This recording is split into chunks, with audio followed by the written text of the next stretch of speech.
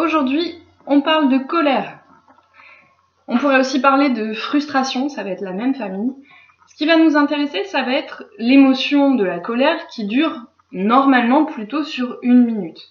On va pas vraiment s'étendre sur les personnes qui des fois vivent un état qui sera plutôt prolongé dans le temps. Il y a certaines personnes qui seront du coup plutôt dans la rancœur ou l'amertume, voire carrément la haine. Et ça, ce serait plutôt quand cette émotion-là dure dans le temps. Nous, on va s'intéresser à la colère en réaction à une situation. Alors, souvenez-vous, on a dit que une émotion venait délivrer un message. Le message de la colère, c'est celui-ci. J'ai besoin de mouvement.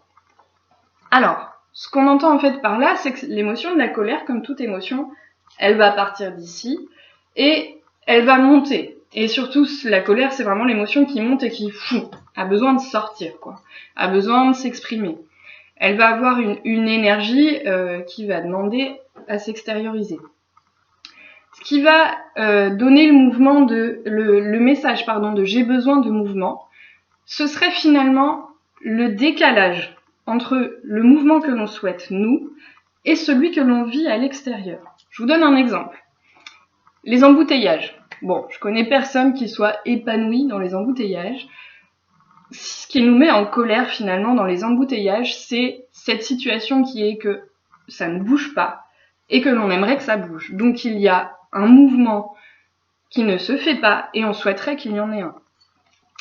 Un autre exemple, imaginez votre enfant qui fait une action qui ne vous convient pas, ce qui vient générer chez vous de la colère. Il y a là un mouvement qui s'est produit que vous ne voudriez pas. Donc c'est vraiment une notion de mouvement qui se produit ou pas, qui vient générer chez moi quelque chose. Imaginez là dans la situation du confinement, du coup, ce qui est un petit peu difficile à gérer et qui pourrait générer chez vous de la colère, c'est bien cette idée que nos mouvements sont limités et qu'on aimerait que ça change. Potentiellement, ça dépend des gens, tout le monde ne le vit pas de la même façon, mais voilà, c'est ce qui pourrait générer de la colère, notamment dans la situation qu'on vit en ce moment. Ce qui va nous intéresser, c'est comment vivre avec cette émotion. Alors, ça va être toujours la même chose. On va déjà s'interroger sur l'idée de recevoir cette émotion. C'est-à-dire que quand elle part d'ici et qu'elle arrive là, ce qui serait super et qui va nécessiter un apprentissage, c'est de pouvoir arriver ici, identifier « je vis de la colère ». Pour éviter ce moment où ça monte et bloum, je le projette directement sur l'autre. Ok. Alors, on parle d'apprentissage, d'accord? A priori, vous n'avez pas appris à lire en 2 jours, vous n'avez pas appris à marcher en 2 heures. Donc, il y a vraiment cette notion de ça s'entretient, ça s'apprend et ça s'exerce. Ce qui du coup va nous intéresser là, ça va être vraiment de pouvoir revenir sur le moment. Des fois, on va pas pouvoir, au moment où on vit l'émotion, la comprendre tout de suite. Et à certains moments, on aura besoin de revenir dessus. Et ça, c'est pas très très grave.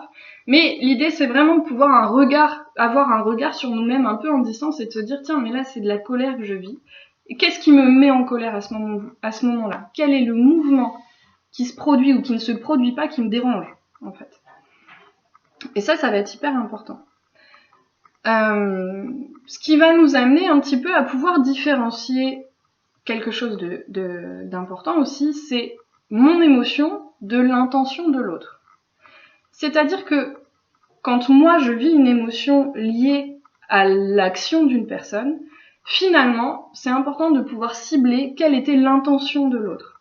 Des fois, on ne le comprend pas comme ça, mais mon émotion et l'intention de l'autre, ce n'est pas la même chose. Il est très rare que vos proches, votre enfant, votre conjoint, ou toute autre personne, peut-être même votre collègue, ait eu l'intention de générer de la colère chez vous. Alors, les collègues, je vous laisserai voir ça un petit peu, mais vraiment, dans nos relations proches, c'est pas quelque chose en général que l'on recherche. On est rarement dans la recherche de la plus grosse engueulade du siècle. Si on en arrive là, petite parenthèse dans nos relations, avec notre conjoint par exemple, si on arrive à être à la recherche de je vais générer chez lui une grosse colère, en général, c'est qu'on a des petites choses à régler quand même. Et là, on arrive dans un autre type de fonctionnement. De la même façon, si chez son enfant, si notre enfant communique avec nous comme ça, en venant générer de la colère, peut-être qu'il a appris cette façon-là de communiquer avec nous.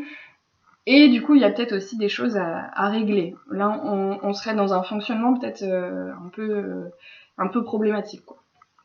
Donc, si on revient un petit peu à la notion de mon émotion, l'intention de l'autre, ce n'est pas toujours la même chose. Et le fait même de noter ça va permettre de descendre aussi la pression. Encore une fois, c'est un apprentissage. Des fois, sur le moment, c'est pas possible de le faire et c'est pas grave. Mais de pouvoir au moins s'autoriser à revenir dessus et aller voir l'autre en lui disant « Bon, écoute, il y a 2 heures, j'ai un peu pété un câble, mais je me rends compte que ce qui s'est passé, c'est que tu avais peut-être cette intention-là, mais moi, je l'ai vécu de cette façon-là. » Va pouvoir, sans accuser l'autre, reposer un petit peu les choses. Et se comprendre soi-même, et ça, c'est super important quand même. La colère, on peut la vivre aussi à un autre moment. Vous allez voir que l'idée finalement est assez proche. Ce serait quand nos valeurs ou nos besoins sont touchés. Quand nos valeurs ou nos besoins sont touchés, ce qui va se passer, c'est qu'on voudra que ça change. Si je suis touchée dans mes valeurs parce que l'autre aura fait, je vais avoir envie que ça change. Et donc ça va aussi activer de la colère. Il y a toujours une notion de mouvement finalement. Ce qui est hyper important de savoir, c'est que l'autre n'a pas les mêmes besoins ou les mêmes valeurs que moi. Typiquement, dans le travail, on le vit avec nos collègues, et puis même avec nos proches, on n'a pas toujours les mêmes valeurs, on n'a pas toujours les mêmes besoins. La petite dispute courante dans le couple, imaginez, votre conjoint ne fait pas le ménage, et à ce moment-là, simplement, ce que vous vivez, c'est que vous n'avez pas le même besoin. Vous pouvez avoir besoin, vous, là maintenant, que la maison soit propre et clean, et ça peut ne pas être le besoin de votre conjoint, au même instant. Ce qui fait qu'il y a besoin certaines fois de replacer ça aussi, mais quels sont mes besoins, et à la limite aussi comment je les exprime. Peut-être que plutôt que de hurler en disant je voudrais que ça se passe comme ça, je peux revenir sur mon besoin serait d'avoir de l'aide ou que la maison soit dans tel état, et permettrait certainement de communiquer à un autre niveau. Donc tout ça, ça va être super important de pouvoir communiquer sur ce que l'on ressent finalement, et d'essayer de le faire de la façon la plus claire possible, sans espérer que l'autre connaisse mes besoins. Parce que nous n'avons pas les mêmes, et du coup mon besoin est quasi hors champ pour l'autre, c'est-à-dire que s'il n'a pas ce besoin-là, il peut même pas le percevoir en fait. Pour lui, il n'existe pas, puisqu'il ne l'a pas. Donc ça, c'est super important de pouvoir du coup le communiquer à l'autre. Ce qui fait que ça nous rend beaucoup plus responsables finalement, de ce que l'on ressent, de ce que l'on vit. Et donc ça me redonne la responsabilité d'apporter moi-même du mouvement là où j'en aurais besoin et quand je peux le faire. Je vais terminer sur une dernière petite idée que je vous laisserai prendre comme vous voulez. La prochaine vidéo, ce sera sur la tristesse. Et pour finir aujourd'hui sur la colère, je vous proposerai simplement l'idée que, à votre avis, qui obtient le respect de ses valeurs en s'énervant ? Ça pose question. Prenez bien soin de vous et je vous dis à bientôt.